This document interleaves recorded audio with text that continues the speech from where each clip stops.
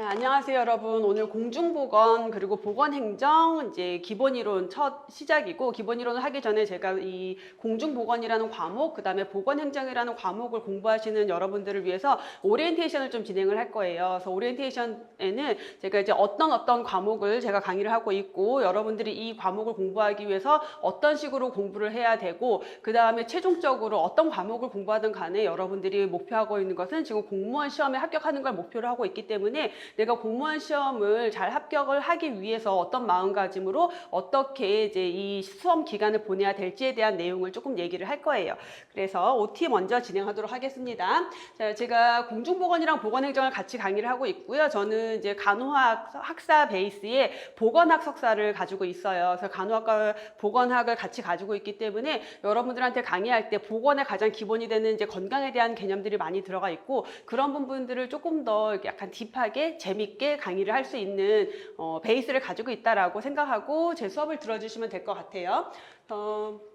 자, 제 그 공중보건과 보건행정을 수강하시는 분들의 직렬이 좀 다양한 편이에요. 그래서 보건직 있고, 이제 보건직이랑 의료기술직이 가장 많을 거고, 그 다음에 보건연구사 직렬이 있고요. 복지부나 방역직, 보건진료직 이렇게 있어요. 그래서 각 직렬마다 공부해야 되는 과목이 둘 다 해야 되는 경우도 있고, 하나 반을 해야 되는 경우도 있고, 하나만 해도 되는 경우가 있는데, 우선 보건직은 기본적으로 공중보건, 보건행정 두 과목이 전공 과목입니다. 의료기술직 같은 경우는 공중보건이 있고, 나머지가 이제 뭐 생물, 의료 법규가 들어가죠. 그래서 공중보건만 들어가는데, 공중보건에도 제 교재를 보면 보건행정이 좀 들어가 있어요. 한 파트로. 왜 그러냐면 공중보건 시험 문제에 보건행정 문제도 나와요. 한 두 문제 정도는 거의 나오거든요. 그래서 그것까지 커버될 수 있도록 강의 커리큘럼이 들어가 있고, 보건연구사는 그 전공 과목이 어떤 지역은 보건학 이렇게 공지가 나오고, 어떤 지역은 보건학 개론 이렇게 나와요. 그래서 되게 많은 학생들이 물어보거든요. 보건학 개론은 뭘 들어야 돼요? 그러면 똑같은 과목입니다. 그냥 보건학이라는 학문에 개론이라는 말만 붙였을 뿐이지 그냥 동일한 학문이고, 그럼 보건학은 이 두 과목과 뭐가 다르냐, 공중보건에 행정 파트가 더 좀 추가가 됐다라고 생각하시면 돼요. 그래서 이 보건학을 시험 보는 학생들은 제 수업을 들을 때 공중보건 수업을 다 듣고, 그 다음에 보건행정 중에서 일부분을 수업을 들으시면서 준비를 하시면 돼요. 그래서 제가 기존에는 이제 공중보건이랑 보건행정 1권 이렇게 설명을 드렸었는데, 올해는 교재가 그냥 한 권으로 단권화 돼가지고, 이제 예전 교재 같은 경우는 1권, 뭐 최신 2025년 교재 같은 경우는 파트 1부터 파트 4까지가 여기 포함이 된다라고 생각하시면 돼요. 그래서 요거는 제가 보건행정 수업할 때 다시 한번 여러분들께 설명을 드릴 거고요. 그 다음에 이제 연구사 준비하시는 분들이 가끔 보건행정 문제가 이제 너무 다 뒤에 그 행정학 원론 문제까지 막 나오고, 그래서 이것까지 봐야 되지 않을까라고 고민하시는 분들도 있는데, 봐도 돼요.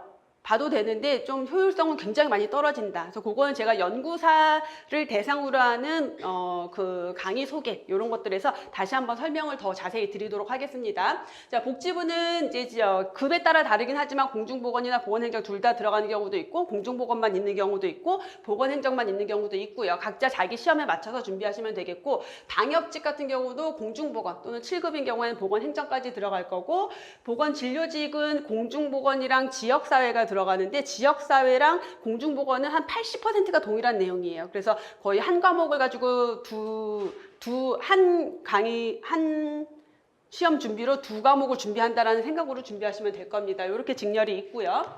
자, 그래서 이제 여러분들이 제 수업을 이렇게 많은 선생님들이 있잖아요. 우리 학원도 되게 많은 곳이 있고, 또 우리 학원보다 훨씬 더 메이저한 학원들도 있고, 다양한 선생님들이 있는데, 굳이 대방고시 학원에 안지나라는 사람을 찾아서 수업을 들으시는 데는 되게 많은 조사를 하셨겠죠, 여러분들도? 그냥 오진 않았을 거예요. 뭐 그냥 왔다면 친구가 여기서 공부했는데 붙었대.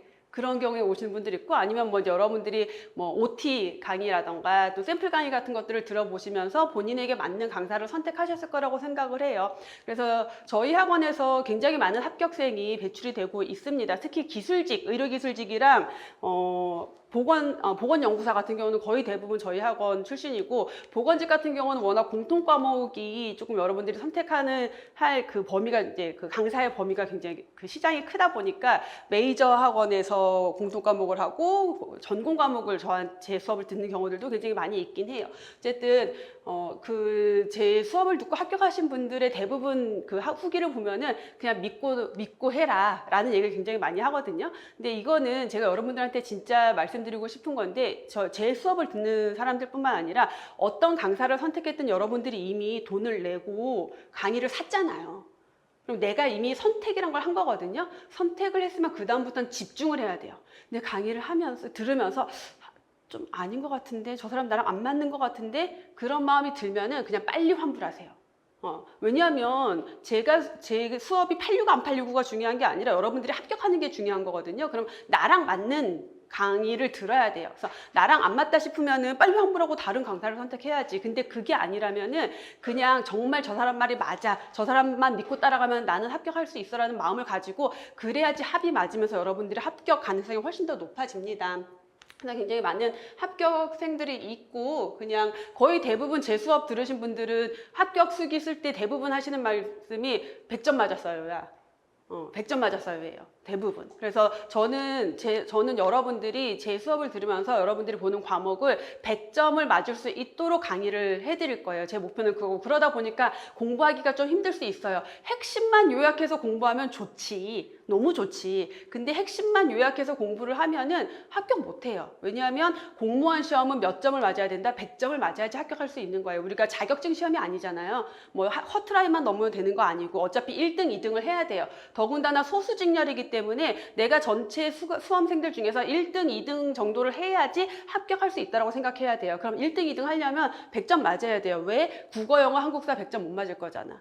생물이랑 의료법규가 100점 맞기 더 어려워요. 그나마 100점 맞을 가능성이 있는 게 이 공중보건이랑 보건행정이라는 과목이에요. 그래서 여기에서 100점을 맞아줘야 나머지 과목에서 조금 부족한 걸 채워서 내가 합격선으로 갈 수 있고, 그러다 보니까 보건연구사라는 직렬은 사실 3과목 중에서 2과목 또는 뭐 3과목 전부가 제 수업이기도 해요. 그래서 우리 보건연구사는 6급임에도 불구하고 시험 문제가 너무 어려운데도 보건연구사 시험 보시는 분들의 합격선이 대부분 95점 이상이에요.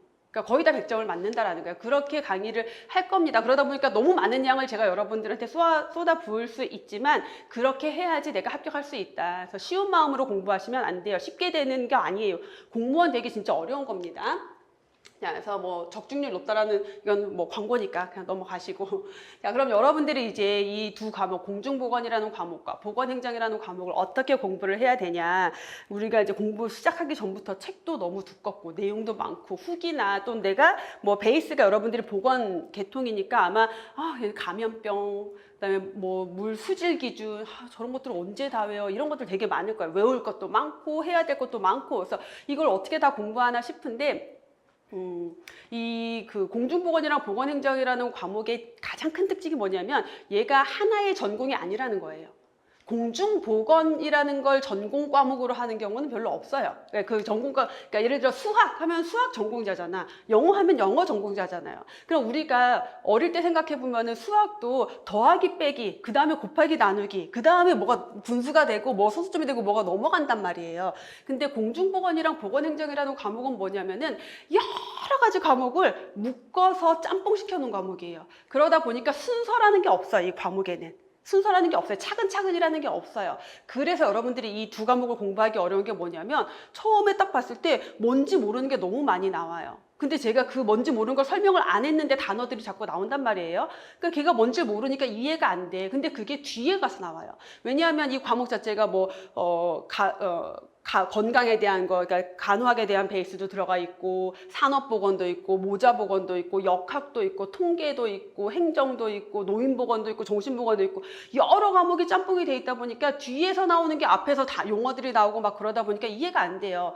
그렇기 때문에 제일 중요한 게 뭐냐면 내가 처음에 공부하면서 한 번에 모든 걸 다 이해하고 암기하고 넘어가야지 불가능합니다. 그런 식으로 접근하시면 안 됩니다. 난 천재야. IQ 막 드라마에 나오는 이런 애여서 백과사전 통째로 외울 수 있어. 그러면 그렇게 하셔도 돼요. 근데 그게 아니라면은 내가 처음에 한 번 공부할 때 모든 걸 다 이해하고 다 암기하고 넘어갈 거야 라는 접근으로는 공부를 할 수가 없어요. 그렇게 되어 있는 과목이 아니기 때문에. 그래서 제일 중요한 게 뭐냐면 반복을 해야 돼요. 회독수라는 얘기 되게 많이 하죠. 회독을 계속 늘려야 되거든요. 그래서 처음에 아마 기본 이론 수업을 들으면은 여러분들이 충격받는 게 뭐냐면 분명히 수업 들을 때 이해를 했어. 아는 것 같아.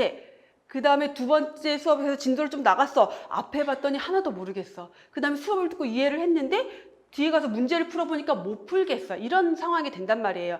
너무 당연한 거예요. 그래서 처음 내가 한번 공부해서 여기 있는 이론들을 다 이해를 하고 암기를 할 수는 없다. 이 회독을 반복을 해야지만 그게 가능하다. 그래서 반복을 하다 보면은 이해가 될 거예요. 이해가 되지 않은 상태에서 공중보건, 보건행정 암기 과목이지 외워야지. 아닙니다. 어떻게 다 외울 거야? 나 천재 아니잖아요. 우리 이거 통째로 다 못 외우잖아요.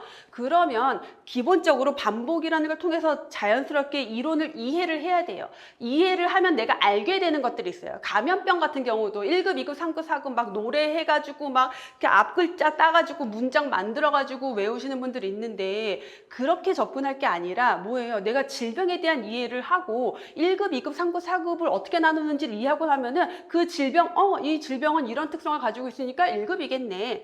얘는 3급이겠네. 요렇게 접근을 해야지 얘를 노래 따라서 시험 볼 때 시간도 촉박하는데 언제 노래 불러서 그거 찾을 거야. 심지어 앞글자 똑같은 애들은 얼마나 발진 티푸스, 발진력, 둘 다 발진인데 그거 어떻게 구분할 거야. 막 이런 식으로 접근하면 안 된다라는 거예요. 그래서 전체적인 이론에 대해서 이해를 하면서 제가 여러분들에게 자동적으로 암기되게 해드릴 거예요. 수업 중에 무한 반복을 하고 무한 이해를 시켜드리면서 저절로 암기가 돼서 나중에는 무슨 질병 몇 급 하면 여러분들 입에서 그냥 바로 튀어나오게 해드릴 거니까 처음부터 암기할 생각하지 말고 우선 이해 위주로 따라오셔야 됩니다. 이해를 해야지 문제를 풀 수가 있고요. 그 다음에 중요한 게 뭐냐면 지문이 점점 길어지고 있거든요. 시험 문제 지문이. 그러면 이해를 하고 있지 못하면 긴 지문을 가지고 여러분들이 파악을 못해요. 이게 무슨 의미인지, 이게 맞는 건지 틀린 건지 파악을 못해요. 그래서 반드시 개념 이해가 되어 있어야 되고, 이제 이해를 하고 나면 이제 마지막에 남는 것들을 암기를 해야 돼요. 그래서 암기는 제가 언제부터 하라고 그러냐면 심화이론 지나고 난 다음부터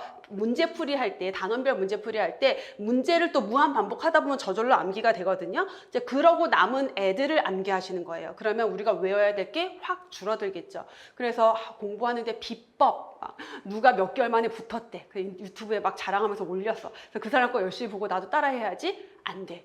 그건 내 방법이 아닌 거예요. 그래서 정도를 따라가야 돼요. 정도를 따라가되 거기에서 나한테 맞는 방법을 찾아야지 무조건 누가 어떻게 해서 붙었더라로 쫓아가서는 되지 않습니다. 그래서 가장 중요한 거는 반복이 먼저 돼야 되고 반복을 하면서 이해를 하고 이해가 되어 있으면 마지막 것들을 암기한다라고 접근하시면 되겠고요. 그래서 기본에 충실한 게 가장 기본이죠. 제 강의가 어떤 식으로 진행이 되느냐를 조금 설명을 드리면은 우선 제가 주변 사람들한테 난 진짜 이런 능력은 탁월한 것 같아. 내가 가지고 있는 가장 큰 능력은 이거야 라고 하는 게 있거든요. 그래서 제가 가지고 있는 가장 큰, 그러니까 신이 저에게 주신 가장 큰 능력은 뭐냐면 어려운 거 쉽게 설명하는 재주를 타고났어요. 제가 어릴 때부터. 그래서 어릴 때부터 그렇게 주변에 친구들 막 수학 이런 거 가르쳐주고 그랬어요. 너무 재밌는 거예요. 가르치는 게 너무 재밌기도 했는데 설명을 쉽게 잘해요. 제가. 그러다 보니까 여러분들이 어려운 내용, 이 공중보건 중에서도 다른 파트는 다 독학이 가능하지만 역학, 보건통계는 독학이 좀 어려워요. 이런 것들에 대한 강의는 제가 장단컨대 대한민국에서 제일 잘 가르칠걸요? 쉽게. 그래서 실제로 석사 과정에서 역학이랑 통계를 거의 포기하듯이 했던 학생들이 연구사 수업 들으면서 제 역학이랑 통계 수업을 들으면서 이제야 이해가 된다고 얘기하시는 분들이 되게 많아요. 그 정도로 제가 어려운 거 쉽게 설명하는 능력은 좀 뛰어나요. 그래서 여러분들을 조금 더 쉽게 공부시켜 드릴 거고 실제 우리 보건직이든 기술직이든 합격생들 보면은 보통 학생들이 역학, 보건통계 이쪽이 제일 어렵다라고 얘기를 하는데 제 수업을 듣고 난 다음에 여기는 따로 공부할 필요가 없었어요. 그냥 수업 들은 것만으로도 시험 보는데 충분했어요 라고 얘기하시는 분들 되게 많아요. 자, 그렇게 강의를 드릴 거고요. 그다음에 이제 계속 이렇게 앞에서 나왔던 게 뒤에 나오기도 하고 뒤에 나올 게 앞에 나오기도 하고 무한 반복이 되는 내용들이 있거든요. 그럴 때마다 제가 계속해서 여러분들한테 인지를 시켜드릴 거예요. 어떤 거냐면 예를 들어 우리 그 역사에서 연도 같은 거 외워야 되는 거거든.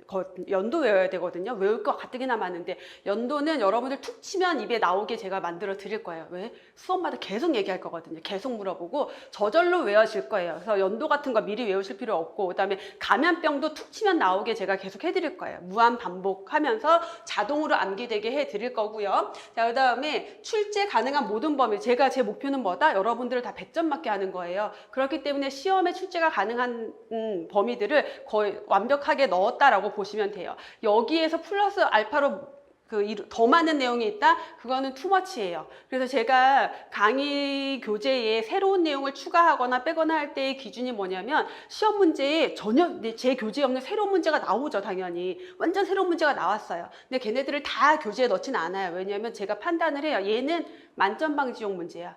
이번에 나왔지만 다음에 나올 가능성이 거의 없어. 이렇게 보이거든요. 걔네들은 안 들어가요. 근데 새롭게 나왔어. 야, 이거 되게 괜찮은데? 앞으로 나올 수 있겠는데 그런 애들은 제가 교재에 넣어요. 그래서 새로운 내용인데 이후에 잘 여러분들이 모르는 내용까지 다 커버할 수 있도록 특히 이제 제 수업에서의 강점이 뭐냐면 제가 연구사 강의를 같이 메인으로 하다 보니까 연구사 시험은 연구사 6급이거든요. 그러니까 얼마나 시험 문제가 어렵고 깊이 있는 내용들이 많겠어요. 이제 그 문제에 출제된 내용들 중에서 요거 보건직 기술직으로 넘어오겠다 싶은 내용들이 있어요. 이제 그런 것들이 다 심화로 들어가 있기 때문에 그런 것까지 커버했을 때 거의 만점을 받을 수 있게끔 드리는 거고 그 다음에 이제 모르는 문제가 나왔을 때 제 교재에도 없는 모르는 문제가 나왔을 때는 어떻게 문제 푸는 요령을 계속 알려드릴 거예요. 기출 문제 풀이 하면서 그런 식으로 여러분들이 만점 받을 수 있도록 제가 강의를 해드릴 거고 그리고 그래서 이제 최신 경향을 제가 잘 잡아드려요. 왜냐하면 출제 경향을 계속 분석을 하고 있기 때문에 이게 예전에는 진짜 출제 많이 됐는데 점점 빈도가 낮아지는 애들이 있고 그 다음에 출제된 적이 없었는데 새로운 유형인데 요거는 앞으로 출제가 가능해. 요건 출제위원들이 좋아할 문제야 라는 거를 제가 짚어드리는데 그게 적중률이 생각보다 굉장히 높아요. 그래서 우리 합격생들이나 또는 시험 후기 같은 거 보면은 갔는데 교수님 마지막에 이거 중요하다고 찍어준 거 나왔어요. 그래서 맞았어요 라는 후기가 굉장히 많아요. 그렇게 해드릴 겁니다. 자, 그래서 이제 전체적인 그런 강의 커리큘럼이 어떻게 진행되느냐. 자, 지금 이제 기본 이론, 그 다음에 핵심 이론. 제가 그동안은 심화 이론이라고 했었는데 핵심 이론으로 조금 바꿨어요. 이게 제 강의에 조금 더 맞다고 생각하고 단원별 기출 문제, 그 다음에 모의고사 문제, 그리고 파이널 특강이 있습니다. 자, 그래서 하나씩 보면은 기본 이론 수업이 8월에 개강을 해서 10월까지로 돼 있긴 한데 한 12주 이상 걸릴 수는 있거든요. 조금 더 내용이 많기 때문에. 그래서 10월까지라고 되어 있지만 11월 첫째 주나 둘째 주까지 갈 수는 있는데 가급적 첫째 주 안에는 끝낼 거예요. 제가 11월 2일에 시험이 있기 때문에 올해는 진도를 최대한 빨리 빼서 10월 안에 강의를 끝내드리도록 할 거고 그래서 기본 이론이 10월까지 진행이 될 겁니다. 그래서 기본 이론은 이 교재 1부터 끝까지 빠짐없이 제가 다 설명을 해드려요. 그래서 제 수업을 싫어하시는 분들도 당연히 있겠죠. 그 싫어하시는 분들은 뭘 싫어하냐면 왜 다 읽어줘? 왜 다 읽어줘? 그걸 되게 싫어요. 그거 다 읽어주는 거 싫으신 분들은 그냥 제 수업 안 들으셔도 돼요. 그냥 요약해주는 핵심 설명해 주시는 분 수업 들어도 돼요. 왜? 나한테 맞는 수업을 찾아야 되니까. 근데 왜 다 읽어주냐? 제가 안 읽어주면 여러분들 안 볼 거잖아요. 그렇잖아. 내가 밑줄 찍어주면 몇 줄 근 것만 볼 거잖아요. 그럼 100점을 못 맞아요. 왜? 지엽적인 데서도 나오기 때문에. 그리고 핵심에다가 밑줄을 긋지만 그 나머지 내용을 알아야지 그 핵심이 왜 핵심인지를 알 수가 있어요. 그래서 저는 기본 이론을 1부터 10까지 다 설명을 해드립니다. 그래서 그걸 여러분들이 다 받아가셨으면 좋겠고 제가 그렇게 설명을 하다 보면은 이거 문장을 다 외워야 되나요? 이렇게 물어보시는 분들이 있는데 문장을 어떻게 외워? 문장 못 외워요. 그냥 흐름, 뉘앙스, 느낌 이런 것들을 알아가는 거고요. 그래서 기본 이론을 완벽하게 정리하고 난 다음에는 핵심 이론이 들어갑니다. 11월에서 12월인데 이 2달 안 걸려 한 6주 정도 걸립니다. 그래서 핵심 이론은 우리 제가 안심노트라고 해서 요약집으로 제 나오는 책이 있는데 수험생들이 되게 좋아하더라고요. 그 요약집을. 근데 저는 개인적으로 요약집을 별로 안 좋아하거든요. 요약돼 있잖아, 너무. 전체 내용을 볼 수가 없기 때문에. 그래서 이 요약된 내용으로 전체 시험을 준비하시면 안 됩니다. 그러면 80점은 무난하게 맞아요. 요약집으로 공부하면 80점은 맞아요. 근데 우리는 100점을 맞아야지 합격할 수 있다라고 했죠. 그래서 요약집은 말 그대로 요약이기 때문에 여러분들이 참고를 하셔야 돼요. 그래서 거기에다가 뭔가 추가적인 내용을 들고 조그맣게 핸드북으로 나가기 때문에 여러분들이 들고 다니면서 공부하고 할 수 있도록 해드린 거고, 저희 핵심 이론 수업에서 다뤄지는 내용만 완벽하게 공부하면은 80점은 무난하게 맞을 거야. 이걸 완벽하게 했다는 전제하에.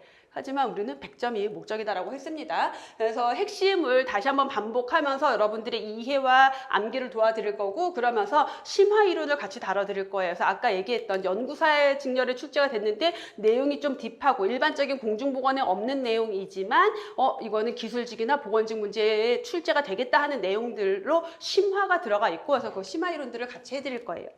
자, 1월부터는 기출문제에 대한 해설이 들어가는데, 기출문제집 제 문제집을 보신 분들은 알겠지만 문제가 엄청 많아요. 특히 공중보건 같은 경우는 우리 기술직 시험이 지역마다 문제가 다 다르잖아요. 시도별로 문제가 다 달라요. 그러다 보니까 그 문제들을 다 복원을 해서 한 해에 쌓이는 문제가 어마어마해요. 근데 그 많은 문제, 중복되는 문제들을 그냥 문제집에 다 넣고 있어요. 자, 그렇게 다 넣는 이유는 어디에서 얼마나 많은 문제가 출제가 되고 어떤 유형으로 주로 출제가 되고 가끔 나오는 문제는 어떻게 나오는지에 대한 경향을 여러분들도 볼 수 있게 해드리기 위한 거고, 쉬운 문제를 어마어마하게 반복해서 풀다 보면은 직관력이 되게 좋아져요. 그래서 시험장에서 문제 딱 받아보는 순간 답이 딱 보여요. 이제 그런 훈련을 한다라고 생각하시면 되고, 그 다음에 교재에 없는 기출문제가 간간히 있거든요. 그 교재에 없는 기출문제는 제가 이 기출문제 할 때 관련된 이론을 나눠드리거나 해설집에 넣어드렸어요. 그래서 얘네들은 뭐냐면 모르는 문제가 나왔는데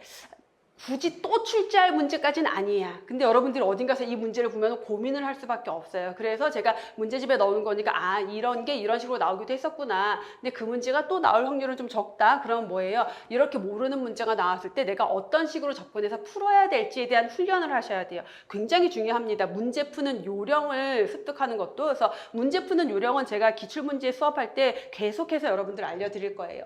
자, 이 기출문제가 그래서 12주인데 공중보건 같은 경우는 좀 더 걸려요. 그래서 어쨌든 3월 안에 이 기출문제 해설이 끝나고요. 실전 동형은 모의고사예요. 그래서 모의고사는 실제 여러분들이 시험을 이제 마지막 준비하는 단계이기 때문에 실제 시험처럼 문제를 쭉 만들어서 시간 안에 문제 푸는 연습을 할 거예요. 그래서 제가 문제를 나눠드리고 여러분들이 스스로 시간을 재면서 시간 안에 문제 푸는 연습을 시키면서 여러분들이 마지막 시험 준비를 하는데, 대신 이 모의고사는 제가 수업을 하다 보면은 모의고사 수업 때 좌절하시는 분들이 너무너무 많아요. 나 진짜 공부 여기까지 다 했는데, 많이 했는데 모의고사 봤더니 60점? 65점 막 이렇게 나오는 거예요. 되게 많이 그러거든요. 괜찮아요. 제가 모의고사는 실제 시험보다 난이도를 한 2배 정도 어렵게 출제를 합니다.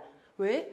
그래야지 내가 부족한 공부를 채우지. 모의고사가 쉬워버리면 여러분들은 어떻게 되냐면, 아싸 90점, 100점, 오케이 나 공부 다 됐어. 이대로 그냥 가게 되는 거예요. 그럼 시험장에서 당황하게 되고 시험 문제, 어려운 문제가 나오면 당황해서 문제를 못 풀어요. 그래서 모의고사는 실제 시험보다 난이도를 2배 정도 높여서 연구사 문제의 기준에 맞춰서 아예 어렵게 문제를 풀 거고, 여러분들이 그거를 연습을 하고 시험장에 딱 가면은 뭐야 왜 이렇게 쉬워? 이러면서 문제를 풀게 될 거예요. 그래서 그런 연습이 들어갑니다. 그래서 모의고사 때 점수 안 나온다고 좌절하거나 걱정하실 필요 전혀 없다라는 거. 자, 마지막 파이널 특강이 있는데, 요거는 5월 정도에 제가 이제 하루 날 잡아서 공중보건 한 8시간, 보건행정은 한 6시간에서 하루 동안 총정리를 해드려요.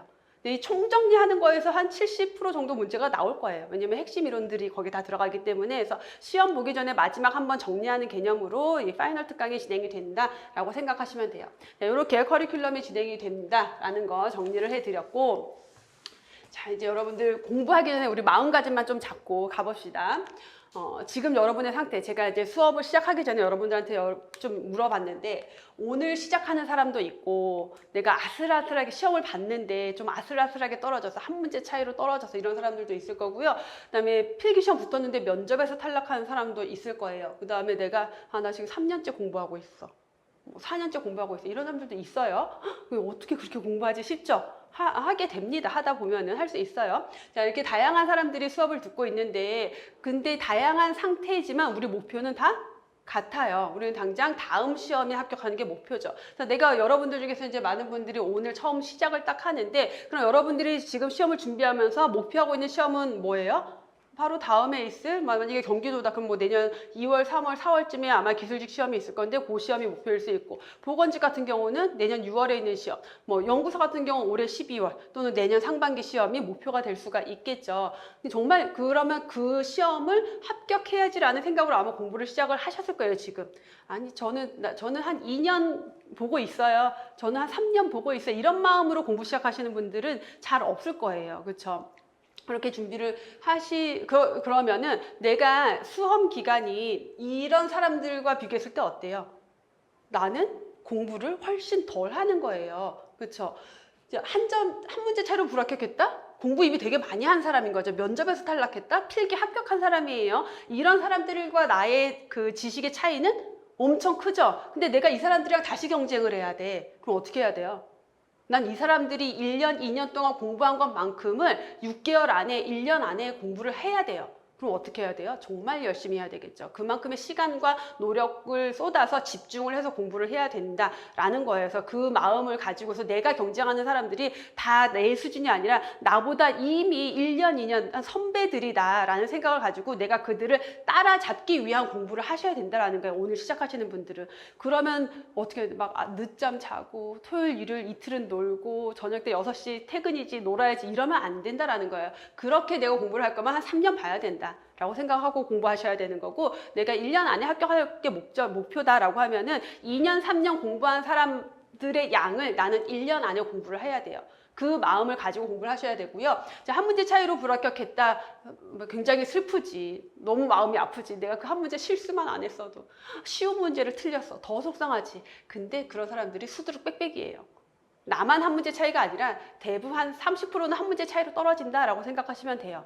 그래서 내가 100점을 맞아야지 한 문제가 부족했던 게 아닌 거예요. 그래서 근데 한 문제 차이로 떨어졌다라고 하는 것은 어쨌든 한두 문제 차이로 떨어진 건 어쨌든 어느 정도 수준에 내가 올라온 거죠. 그럼 나는 여기다 요만큼만 올라가면 돼요. 그 요만큼을 채우기 위한 게 뭐냐면 되게 지엽적인, 그러니까 각자에 따라 다를 거예요. 내가 그 틀린 문제들을 파악을 했을 때 어려운 문제, 완전 새로운 유형 문제, 이런 문제가 틀렸다. 그럼 문제 푸는 요령에 대해서 조금 더 노력을 하셔야 되겠고 되게 남들 다 맞춘 쉬운 문제를 틀리는 사람들이 꽤 있거든요. 그러면 내가 왜 쉬운 문제를 틀렸는지 쉬운 거를 괜히 어렵게 투머치 그래서 이런 함정이 있지 않을까 막 이런 습성이 있을 수 있거든요. 이런 것들에 대한 훈련, 고치는 연습을 해야 되겠고 그 다음에 지문이 긴 문제인데 지문이 길어요. 근데 남들은 맞췄는데 나는 틀렸어. 이건 뭐냐면 요즘 문해력, 독해력 얘기 많이 하잖아요. 내가 긴 지문을 끝까지 읽고 이 문제의 핵심을 파악하는 능력이 부족한 거예요. 그러면 긴 지문을 읽는 연습들을 하셔야 돼요. 그래서 내가 어디에서 취약해서 한두 문제 차이로 떨어졌는지를 파악해서 거기에 조금 더 포커스를 두고 그다음에 이제 암기할 것들, 지엽적인 것들 채워나가셔야 되겠죠. 자, 면접에서 탈락한 사람. 말만 들어도 어때요, 여러분? 너무 속상하다. 필기 붙었는데 면접에서 면탈이라니. 제가 한 이제 10년 전에 처음 강의를 시작할 때 강의를 하고 그때 이제 수강생이 한 5명 있었어요. 저 처음 강의할 때 실강생이 5명이 있었는데 한 학생이 필기에서 붙었는데 면접에서 떨어지고 온 거야. 근데 2명은 합격을 했고. 근데 제가 마음이 너무 아픈 거예요. 근데 그 친구의 눈을 볼 수가 없었어. 너무 마음이 아프고 제가 극 F거든요. 대문자 중에서도 한 F 한 트리플은 될 거야. 이 감정 공감이 제가 너무 심해가지고 파리를 못 죽여요. 파리가 아플까봐. 약간 이런 좀 이상한 유전적으로 감정 공감이 너무 심해. 그러니까 그 면접에서 떨어진 친구를 보는 마음이 제가 떨어진 것보다 더 힘든 거예요. 너무너무 힘들었어. 그래서 얘를 어떻게 달래줘야 될지도 모르겠고 첫 해에. 근데 이제 그 친구가 다시 와서 수업을 또 듣고 그 다음에 또 필기를 붙었어요. 제발 막 했는데 면접에서 또 떨어진 거야. 그래서 또 그 친구를 막 또 밥을 먹고 사주면서 막 이제 어떡하지 했는데 3번째 해에는 이 친구가 안 왔어요. 근데 제가 듣기로는 다른 이제 그 친구한테 들었는데 또 떨어졌다 그랬나? 아무튼 뭐 그랬는데 그 다음에 이제 시험을 그러니까 안 오고 한 2년이 지난 다음에 들은 소식이 이 친구가 계속 면접에서 떨어지다 보니까 마음을 비운 거야. 마음을 비워. 어땠었냐면 조금 이렇게 예민하고 약간 소극적이고 좀 이런 친구여서 그때 막 이렇게 카페에 서로 점수 여러분들 막 공유하잖아요. 누구는 몇 점, 누구는 몇 점은 자기는 몇 점인데 해서 남들 얘기하는 거 보고 막 걱정을 하고 미리 걱정하고 이런 친구였거든요. 근데 그리고 이제 지원할 때도 어디를 할까 막 누구는 여기 하는데 누구는데 작년 경쟁률 어떻고 막 합격선 어떻고 이거 다 봐가지고 막 이렇게 막 이런 친구였는데 이제 이렇게 하다 지친 거야, 이 친구가. 그래서 마지막에 마음을 비우고 어디를 지원했냐면 그 친구 집이 파주 쪽이었어요. 그래서 이제 파주로 신청을 한 거예요. 집에 가까운데 그냥 마음 편히 가까운 데를 했는데 딱 붙었어요. 합격해가지고 우리 그 합격자의 밤 저희 행사 같은 거 했었거든요. 온 거야, 이 친구가. 얼마나 감동이에요. 근데 이 친구 이후로 얼마나 많은 면탈자들을 제가 받겠어요. 근데 이제는 마음이 아프지 않아. 면접에서 탈락하고 와도 마음이 아프지 않아요. 왜 그런지 알아요? 면접에서 탈락한 친구들은 결국은 붙어요. 결국은 합격하는데 중요한 건 뭐냐면 제일 좋은 데로 간다. 다 그랬어요, 진짜. 그 케이스가 너무 많아요. 제가 다 설명을 다 얘기해 주기에는 시간이 너무 많이 걸리니까 이런 케이스가 너무 많아요. 결국 그 면접에서 떨어진 거는 여러분들이 어떻게 생각하셔야 되냐면 내 자리가 아니었구나. 그 자리 내 자리 아니야. 아니 솔직히 여러분 이분 그 시험 점수 비슷해요. 한 몇 명 앉혀놓고 한 뭐 5분 얘기해보고 이 사람에 대해서 뭘 나를 얼마나 파악했다고 얘보다 내가 낫고를 판단을 해요. 그냥 거기랑 조금 더 잘 맞는 사람을 그냥 성향상 취한 거고 내가 문제가 있어서 떨어진 거 아니에요. 면접에서 2번, 3번 떨어진 친구 되게 많거든요. 한 친구는 그 경기도는 완전 그 블라인드로 점수 상관없이 면접에서 채용하거든요. 이 친구가 뭐 충북에도 붙었는데 면접에서 1번 떨어지고 그 다음에 경기도에서 합격을 해서 95점 1명, 90점 1명이었어요. 2명이고 2명이 필기 합격했고 이제 1명 채용하는 건데 이 친구가 95점이었어요. 고득점자잖아. 그 애가 너무 괜찮아. 우리 유튜브에서 가장 조회수 높은 합격생이에요. 여러분들이랑 막 얘기한 유튜브 영상이 있는데 95점이면 얘가 붙어야지. 한 문제 틀린 거잖아요. 그래서 얘가 붙어야지. 근데 떨어졌어요. 근데 이 친구 너무 괜찮은 친구거든. 그 얼마나 좌절해서 처음에 이 친구가 선생님 저 떨어졌어요 했을 때 얘가 저한테 지금 장난하나? 진짜로 얘 지금 나 놀리려고 장난하는 건가? 이렇게 생각할 정도로 안 믿겼는데 이 친구 떨어진 거야, 경기도에서. 이제 일주일을 속상해하고 그 다음에 바로 몇 개월 뒤에 서울시 시험이 있어가지고 서울시 시험 봤는데 붙어가지고 결국은 최종 합격해서 집에서 그 한 지하철 세정거장 거리에 있는 보건소로 발령받아서 그 친구가 그 어디 상도동 그쪽으로 갔을 거예요, 보건소로. 그래서 발령받아서 출퇴근 집에서 하면서 발령받은 다음에 아기도 낳고 육아휴직도 하고 지금 너무 행복하게 승진하고 너무 행복하게 지내고 있거든요. 그러니까 면접에서 떨어진 혹시라도 영상을 접하시는 분들 중에서 내가 면접에서 떨어졌다, 또 여러분들이 나중에라도 혹시라도 그런 경험이 없어야 되겠지만 있다 그러면 그거는 그냥 더 좋은 자리로 가기 위한 거지 내가 문제가 있어서 떨어진 거 아니에요. 슬퍼할 이유 하나도 없어요. 아, 나 이제 붙겠구나. 나 이제 붙긴 붙겠구나. 근데 어디로 가냐의 문제인데 나한테 제일 좋은 자리를 찾아가겠구나 라고 생각하시면 됩니다. 수험생활 N년차, 우리 요번에 합격수기 올라온 것 중에 주땡범이라는 합격생이 있어요. 그 합격생을 제가 왜 기억을 하냐면 합격수기를 굉장히 길게 잘 써줬는데 이 친구가 합격하기 전에 저한테 상담을 좀 많이 보냈었어요. 근데 이 친구가 거의 4년인가 했어요. 그래서 그렇게 어떻게까지 하지? 근데 이 친구가 저한테 상담하기로는 이제 남학생이었고 방사선 기술직, 그래서 방사선사였던 걸로 기억을 하고 그 이제 뭐 일을 하면서 하다가 아마 뭐 애 그만두고 하다가 그랬어요. 어쨌든 애도 있고 그런데 아빠인데 수험생활을 한다는 게 얼마나 힘들어요. 근데 그렇게 한 이제 2년 3년 공부를 하다 보니까 이제 계속 떨어졌죠. 근데 공부를 하다 보니까 이게 이제 또 올라온 거야. 근데 이렇게 한 3년 정도 공부를 한 친구들의 특징이 뭐냐면은 다 알아. 정말 다 알아요. 다 알아서 이 친구가 이제 저한테 상담한 게 상담한 그 제가 가장 기억에 남는 상담이 뭐냐면 제가 요번에 경기도 가서 시험을 봤습니다. 그냥 연습 삼아. 그 친구는 이제 경북 쪽 어디 대구인가 어디 경북 쪽 어딘데 경기도 시험을 연습 삼아 봤는데 제가 경기도 시험에 필기를 합격하면 어떡하지? 아, 보기 전에 문제를 했구나. 제가 보기 전에 연습상 볼 건데 제가 합격할 것 같아요. 필기를. 그 느낌이 든 거야, 이 친구가 이제는 한 3년, 4년 되니까. 그래서 필기 합격할 것 같은데 그러면 자기는 면접 거기 못 가는데 어차피 지역 때문에 다른 학생들이 내가 필기 붙으면 다른 학생들한테 피해를 주잖아. 누가 떨어지니까. 그래서 제가 몇 문제를 틀리게 적고 나올까요? 아니면 뭐 어떻게 해야 될까요?를 상담을 한 거예요. 그래서 좀 웃기잖아. 그 상담 내용이 아직 보지도 않았는데. 그래서 그러면 그냥 필기 합격하더라도 면접 안 가시면 되기도 하고 아니면 그냥 일부러 몇 문제 이렇게 틀리게 하고 나오셔도 된다. 라고 했는데 이 친구가 보고 나는데 다시 저한테 후기를 또 남겼어요. 필기를 역시나 붙었어요.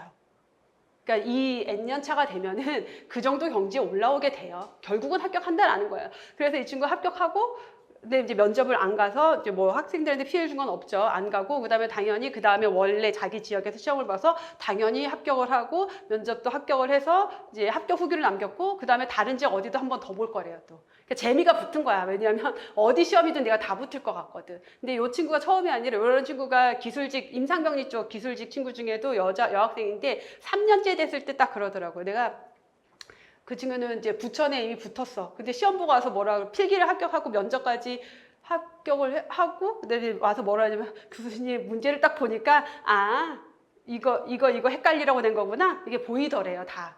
그래서 붙고 그 다음 11월에 경기도 시험이 있었는데 2월에 또 있었어요. 그래서 2월에 또 봤는데 성남 쪽으로 했는데 또 붙은 거야.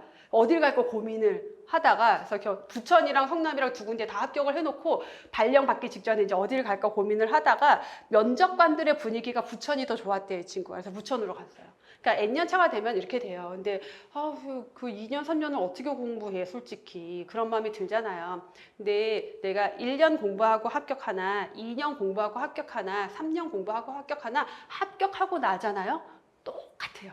아무 기억 안 나요. 내가 3년 동안 어떻게 했고가 기억이 아니라 그냥 우리 약간 여고 시절 추억을 생각하듯 우리 그때 하고 나가지고 거기 뒤에 산책하고 우리 어디서 밥 먹고 그랬잖아. 이런 이제 얘기가 되는 거예요. 그래서 여러분들한테 뭐 N년차까지 공부해라 그런 얘기가 아니라 각각의 상황에 맞게 여러분들이 선택을 해서 제 얘기를 듣고 가슴에 새기고 그 마음으로 공부를 하셨으면 좋겠다라는 얘기인 거고 합격하고 나면 다 똑같다. 그래서 실제 아까 그 서울시 이제 뭐 면접 몇 번 떨어지고 합격했다고 한 그 친구랑 그 다음에 그 부천이랑 성남 두 군데 다 붙었다는 친구가 다 같은 시기에 수업을 들었던 친구라서 그 둘을 합격하고 한 5년, 3, 4년 지난 다음에 저랑 만났어요. 그래서 이제 사회에서 만나서 하는데 그 약간 옛 추억 얘기하는 거지. 옛 추억 얘기. 내가 몇 년 공부했는지는 기억 안 나요. 아무 중요하지 않아요. 그리고 연구사도 한 3년 공부하고 합격한 학생들 다 합격한 다음에 저랑 만나서 얘기하는데 진짜 추억인 거야, 진짜. 그래서 여러분들이 공부한 시간, 이 시간이 1년이 됐든 6개월이 됐든 2년이 됐든 3년이 됐든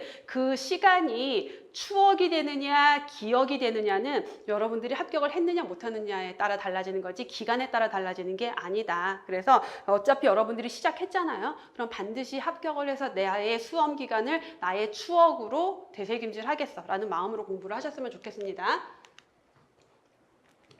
제가 그 강의할 때 뿐만 아니라 그냥 인생에서 제일 중요하게 생각하는 가치관이 뭐냐면 내가 생각하는 미래가 결국은 나의 현실이 된다라는 거예요. 이거는 제 삶의 가치관이기도 하고 제가 이런 마음으로 지금까지 살아왔는데 잘 살았고 잘 풀렸다라고 저는 생각을 하거든요, 제가. 그래서 여러분들이 이 공부뿐만 아니라 인생에서 이 말을 좀 새기고 살았으면 좋겠는데 혹시 연초 계획 세우시는 분들 있어요? 이제 1월 달 딱 되면 나는 올해 하고 싶은 거, 이루고 싶은 거 막 계획하는 거. 그런 거 하시는 분들이 있어요? 아무도 안 해? 그렇구나. 한 사람 있을 것 같은데. 그런 거를 해보잖아요? 그러면은 저는 되게 좋아해요. 연초 계획, 뭐 월초 계획 이런 것들 되게 좋아하거든요. 근데 계획을 세우면은 뭐가 있냐면은 여러 개를 막 적어놔. 그럼 안 될 것 같은 게 되게 많거든요. 근데 나중에 시간 지난 다음에 보잖아요. 어느 순간 돼 있어. 근데 그게 내가 막 그걸 위해서 어마어마한 노력을 쏟아부은 게 아니야. 근데 나는 그걸 그냥 희망했을 뿐인데 돼 있는 게 굉장히 많아요. 우리 흔한 뭐 성공과 관련된 뭐 유튜브나 책이나 이런 데서 흔히 나오는 말이지. 시크릿 뭐 이런 데서 나오는 흔히 나오는 얘기인데 그게 여러분 진짜예요. 근데 되게 중요한 건 뭐냐면 되게 많은 사람들이 생각을 안 해. 나중에 어떻게 살고 싶어? 어떤 남자 만나고 싶어? 어떤 여자 만나고 싶어? 어떤 결혼 생활을 하고 싶어? 나중에 돈은 얼만큼 벌고 싶어? 나중에 어떤 집에서 살고 싶어? 나중에 어떤 여가를 즐기면서 살고 싶어? 이런 것들에 대한 생각을 잘 못해요. 왜냐하면 지금 당장 먹고 살기 바쁘니까. 근데 끊임없이 그런 생각을 하셔야 되는데 특히나 지금은 여러분들이 원하는 바가 있잖아요. 그러면 생각을 계속 하셔야 되는데 여러분 똑같이 생각해도 나 공부하면서 공부할 게 너무 많아. 이거 다 할 수 있을까? 떨어지면 어떡하지? 라는 걱정을 하고 공부를 하는 것과 나는 요거 하나만 합격할 것 같아 라는 마음을 가지고 공부하는 사람의 합격 여부에는 굉장히 많은 영향을 미쳐요. 되게 제가 좋아하는 얘기인데 삼신할머니가 아기를 점지해 줄 때 어떻게 점지해 주냐면은 저 아들 낳으면 안 돼요. 나 아들 낳으면 안 돼요. 아들이면 안 돼요. 이렇게 막 얘기를 하면은 아들을 점지해 줘요. 딸 낳고 싶어요, 딸 낳고 싶어요, 딸 낳고 싶어요. 그러면 딸을 점지해줘요. 이게 뭐냐면 내가 집중한 대상이 뭐냐라는 거예요. 내가 원하는 거에 집중하고 있느냐, 내가 피하고 싶은 거에 집중하고 있느냐. 동사는 몰라요. 시는 동사를 몰라. 명사만 안다라고 생각하시면 돼요.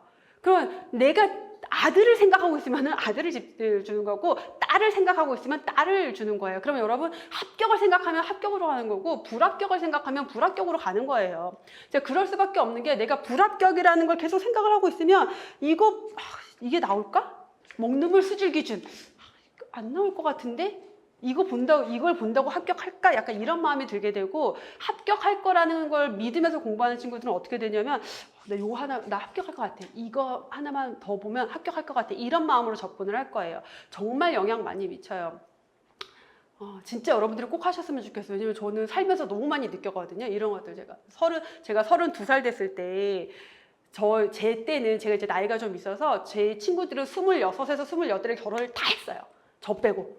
30 넘으면 완전 노처녀였어, 그때는. 32살에 저만 남아있었는데, 그때까지 전 결혼할 마음이 아직은 없었는데, 나는 나중에 아주 능력 있고 안정적인 남자 만나서 일주일에 한 이틀 정도 강의하면서 취미생활 하면서 살고 싶어. 가 저의 레퍼토리였어요. 그냥 그게 막연한 저의 희망이었거든요. 근데 어느 날 결혼해서 살면서 뒤를 돌아보니 정말 딱 그렇게 그냥 아주 능력 있고 아주 안정적이고, 저는 일주일에 하루 이틀 정도 강의를 하고 지내고 있는 거예요. 이런 것들이 굉장히 많았었어요. 그래서 여러분들이 미래에 대한 걸 되게 많이 생각을 하셨으면 좋겠어요. 그럼 정말 이루어지는 게 되게 많습니다. 근데 어쨌든 우리는 이제 시험을 위한 미래를 구체적으로 생각을 해야 되겠죠. 첫 번째, 합격 희망 점수 적어두세요. 이거 뭐 어려워? 포스트잇에다가 100점, 100점, 100점 적어놓으면 되잖아. 희망 점수 몇 점이에요? 몇 점 맞을 거야? 그치, 100점 맞을 거지. 그게 기술직이었나? 생물은 몇 점 맞을 거예요? 100점. 법규는. 그치? 부끄러워할 필요 없어요, 여러분. 이거 해서 포스트잇에다가 해가지고 여러분들 공부하는 책상에 붙여두세요. 그다음에 책 앞에도 다 붙여두세요. 이거는 제가 실제 그 석사과정 할 때랑 대학 때도 그랬고 학사 때도 그랬고, 실제 시험 볼 때 제가 했던 방법이에요. 저는 모든 과목 점수를 다 적어놔요. 원하는 점수를. 그다음에 공부하다가 걔를 보잖아? 기분이 너무 좋아. 내가 이 점수 맞을 것 같거든요. 기분이 너무 좋아서 공부가 잘 돼요. 그러니까 실제로 저는 그래서 석사할 때도 조기 졸업했어요. 학점이 4.3, 저희 학교 4.3 만점인데 4.0이 넘으면은 한 학기를 빨리 졸업할 수가 있어요. 그래서 조기 졸업을 처음에 학교에 딱 들어가는데 조기 졸업이라는 제도가 있대. 그래서 오케이, 난 조기 졸업을 할 거야. 마음을 먹었는데 학교 생활하면서 너무 즐거워서 잊어버렸어. 그거를 잊어버렸다가 이제 마지막 학기 그러니까 그 세 번째 그 4학기 됐을 때 그 생각이 난 거야. 근데 점수를 보니까 3.9 얼마야. 그래서 이번 시험에 4점 몇을 맞으면은 내가 평점을 4.3 이상으로 높여서 4.0 이상으로 높여서 할 수가 있겠는 거야. 그래서 했잖아요. 그러니까 이런 것들을 계속 생각하셔야 돼요. 우리 합격생 중에서 이렇게 막 했더니 한 학생이 이제 대학 다니다가 휴학을 하고 공부를 하러 왔어요. 공부하러 와서 했는데 떨어졌어. 복학을 했어. 그 다음에 학교를 졸업하고 다시 왔어요, 이 친구가. 근데 이때는 얘가 이걸 시작을 한 거야. 그래서 그때 같이 공부하던 막 언니들이 있었는데, 주변에 언니들한테 맨날 이 친구가, 언니 저 공중보건 100점 맞을 거고요, 생물 95점 맞을 거고요, 법규 100점 맞을 거예요를 맨날 얘기하고 다닌 거야, 이 친구가. 진짜로. 그리고 근데 이 친구가 사실 공부를 이렇게 썩 잘하는 친구는 아니었어요. 제가 수업할 때 보면은 조금 이렇게 느린 친구였어. 그리고 마지막까지도 좀 걱정이 됐는데 오히려 이 친구가 제일 먼저 합격했어요. 그러니까 이런 것들이 굉장히 영향 많이 미칩니다. 이거 안 어렵잖아. 돈도 안 들잖아. 시간도 안 들잖아. 꼭 적어두고 주변에 당당하게 얘기하세요. 그 당당하게 얘기하면은 그걸 지키기 위해서 내가 더 열심히 하게 됩니다. 그다음에 요거는 하시는 분들도 있고 안 하시는 분들도 있는데 좀 했으면 좋겠어요. 합격 수기를 먼저 써보세요. 어떻게? 내 계획인 거야, 합격 수기가. 그렇잖아요. 합격 수기에 다 뭐 써요? 저는 매일 몇 시부터 몇 시까지 하루 총 공부 시간은 몇 시간이었고요. 일주일에 하루 정도는 어떻게 쉬었고요. 뭐 이렇게 과목별로 이렇게 공부를 해서 합격했습니다잖아. 그럼 뭐예요? 지금 여러분 상태에서는 그거는 계획인 거예요. 근데 계획을 이렇게 하겠어가 아니라 합격 수기로 쓰세요. 내가 합격한 다음에 나는 이렇게 공부해서 합격했습니다. 그랬을 때 여러분들이 느끼는 체감이 훨씬 크고, 그 합격 수기 이렇게 쓴 친구 중에 제가 제일 많이 기억나는 학교생이 그 친구는 기술직이었고 임상병이었던 걸로 기억을 하고 한 5, 6년 됐어요. 남학생이었는데 이 친구가 합격하자마자 학원으로 전화해가지고 막 달려왔어요. 진짜 저를 만나러 달려왔어요. 너무 확 와가지고 제가 지금 놀래서 무서웠어서 남학생이 너무 이렇게 확 오니까. 근데 이 친구가 5개월 만에 합격을 했어요. 그럼 5개월 만에 합격했으면 공부를 얼마나 잘하는 친구야 라고 생각을 하잖아요. 근데 이 친구는 대학도 지방에서 나왔고 공부도 못했고 학교 다닐 때 공부도 못했고 그랬대요, 자기가. 근데 자기 선배가 그 공무원 시험을 준비하면서 야, 너도 해볼래? 해가지고 시작을 한 거예요. 그래서 시작을 해서 이 친구가 그때 저기 부천에 있는 어떤 병원을 다니다가 병원을 그만두고 5개월을 빡시게 공부를 한 거예요. 그러고서는 합격을 한 건데 이 친구가 뭘 해놨냐면은 여기 앞에다가 합격수기 적어가지고 붙여놓고 맨날 보면서 공부를 했어요. 그래서 그래서 이 친구를 소개해준 선배는 불합격했는데 이 친구가 합격해가지고 약간 동네에서 막, 그래도 서울시 합격해가지고 동네 자랑거리가 된 거지, 이 친구가. 그래서 이런 것들이 생각보다 여러분 효과 되게 좋습니다. 돈도 안 들고 시간도 안 들고 즐겁기만 한 노력이에요. 자, 그래서 구체적으로 상상하라고 제가 늘 얘기하는데 상상을 할 때는 여러분 합격 이게 아니야. 합격 이걸 생각하는 게 아니라 나 합격하면 뭐 해야지 이거예요. 여러분의 사실 진짜 목표는 뭐냐면 합격이 아니라 합격해서 공무원이 돼서 내가 공직 생활을 하면서 나의 더 행복한 삶을 만들어가는 게 여러분의 목표예요. 그렇죠? 목표는 명사가 아니라 사실 동사여야 돼요. 그래서 합격이 목표가 아니라 합격해서 뭐 해야지가 돼야 돼요. 그럼 합격해서 뭐 할 거야? 선생님 합격하면 뭐 할 거야? 합격한 다음에?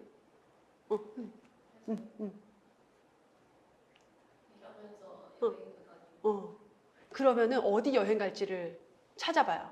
공부하다가 지치잖아? 그러면은 나 일하다가 휴가 때 어디 갈까? 요걸 찾아보는 거야. 합격하면 뭐 할 거야? 여행 갈 거야. 우린 여행을 너무 좋아. 여행의 민족이야. 그쵸? 저도 여행이 세상에서 제일 좋아. 여행 가려고 일하는 거예요. 그러면은 제가 제일 행복할 때가 언제냐면은 여행지 검색할 때가 제일 행복하거든요. 그럼 여러분들은 뭘 하면 되냐면 합격한 다음에 휴가를 몇 월쯤에 갈까? 그래, 나 요때 가야지. 그럼 요 계절에 가기 좋은 여행지가 어딜까를 찾아야 돼. 여행 갈 때 함부로 가시면 안 됩니다. 계절별로 맞춰서 가야 돼요. 막 이렇게 여름인데 동남아 가고 그러면 죽어요. 여행이 아니야. 그래서 그런 것들을 검색하는 거야. 그다음에 내가 어느 지역으로 시험을 봐서 합격해서 집은 어디에다 얻고 출퇴근은 어떻게 하고 내가 칼퇴근을 한 다음에 오후에 취미생활은 뭘 하고 이런 것들을 생각하라는 거예요. 이게 내 목표인 거예요. 여러분의 목표는 이겁니다. 단순히 합격이 아니라. 그래서 이런 것들을 구체적으로 상상해 보세요. 얼마나 즐거워. 그럼 공부가 얼마나 즐겁겠어. 그걸 위해서 가는 길인데. 그쵸? 그래서 그 길이 6개월이 걸리든 1년이 걸리든 2년이 걸리든 중요하지 않아요. 여러분들 그 대학 때 혹시 재수하거나 삼수한 친구들 있잖아요. 재수하는 동안은 막 미칠 것 같아. 내 친구들은 가서 다 놀고 있는데 나만 막 이러고 있고. 그런데 합격해서 대학 가고 나잖아요. 아무도 몰라. 기억도 안 나. 그냥 추억일 뿐인 거예요. 그래서 그런 것들에 연연할 필요 없이 이제 이 목표만 보고 여러분들이 상상을 하면서 공부를 하셨으면 좋겠습니다. 그러면 여러분들은 반드시 합격할 거예요. 그 다음에 하나 주의할 건 뭐냐면 합격수기 많이 읽어보잖아. 근데 합격수기를 읽다 보면은 그렇게 단기 합격생이 많아요. 그렇지 않아요? 안 봤어? 막 3개월 만에 합격하고 6개월 만에 합격하고 9개월 만에 합격하고 이런 친구들 되게 많거든요. 그게 되게 신기해서 나도 그러면 그렇게 해야지 하고 하는데 그게 잘 안 된단 말이야. 그 친구들의 합격수를 보면 공통적인 게 뭐냐면은 하루 순공부 시간을 얘기해요. 하루 순공부 시간이 뭐 12시간이에요, 14시간이에요. 그 친구들은 그 12시간, 14시간을 정말 순공부한 거야. 중간에 핸드폰 안 보고 딴짓 안 하고 진짜 공부를 한 거예요. 근데 모든 사람이 그렇게 공부할 수는 없어요. 각자 사람마다 공부하는 스타일이 다르거든요. 그럼 나는 내 스타일에 맞는 패턴을 찾아서 공부를 하셔야 돼요. 자, 우리가 계절적으로 보면 꽃이 3월에 피는 꽃도 있고요. 4월에 피는 꽃도 있고요. 9월에 피는 꽃도 있어요. 누가 제일 예뻐요? 다 예쁘지. 일찍 폈다고 예쁘고 늦게 폈다고 안 예쁜 거 아니거든요. 지 필 때 펴야 예쁜 거야. 9월에 필 놈이 8월에 7월에 필면은 걔는 못 살아남아요. 그래서 나한테 맞는 공부 방법과 패턴을 찾아서 가셔야 돼요. 그래서 이제 너무 안타까운 게 합격수기를 보면은 오랫동안 공부한 친구들이 합격수기가 별로 없어요. 그래서 제가 이제 그 연구사 시험 3년 정도 공부한 다음에 합격한 친구들한테 야, 너네 합격수기 좀 써. 그랬더니 이 친구들이 뭐라 그러냐면 선생님 쓸 게 없어요. 그러니까 딱히 그 단기 합격생들은 쓸 게 너무 많은 거야. 내가 막 순 공부 시간 이렇고 하루도 안 쉬고 막 이렇게 했는데 이렇게 조금 여유를 가지고 여유 있게 공부한 친구들은 나는 아침에 한 9시부터 시작해서 한 7시, 8시까지 하고 주말엔 좀 쉬고 여행도 가고 합격 쓰기가 뭐 이렇게 쓸 수는 없잖아. 쓰기가 그렇잖아요. 그러니까 쓸 게 없는 거예요. 그래서 사실은 여러분들이 보는 합격 쓰기의 그 단기 합격생은 전체 합격생의 극히 일부예요. 극히 일부지만 자랑할 게 많으니까 그 합격 수기가 많은 거예요. 그래서 내가 6개월, 1년 만에 못했다고 그들이랑 비교해서 내가 부족한가, 나는 왜 안 된가라는 걸 생각할 필요 없이 여러분들이 과거에 공부를 어떻게 했는지를 생각을 해보세요. 나는 벼락치기 스타일이야. 그런 친구들 있잖아요. 벼락치기에 강한 애들. 이런 친구들은 3개월, 6개월 준비해야지. 근데 나는 벼락치기 안 돼. 나는 서서히 차근차근 쌓아가는 스타일이야. 그러면 거기에 맞춰서 해야 되겠죠. 그래서 자기 자신을 파악하고 나에게 맞는 공부 방법을 택해서 여러분 준비하는 게 여러분들의 가장 중요한 전략이다라는 것까지 생각을 해 주셨으면 좋겠습니다. 그래서 여러분들의 합격을 진심으로 기원하는 마음으로 OT를 마무리하도록 하고요. 자, 이 OT가 여러분들 수험 생활, 전체 수험 생활에 좀 많은 도움이 되길 바랄게요. 자, 수고하셨습니다.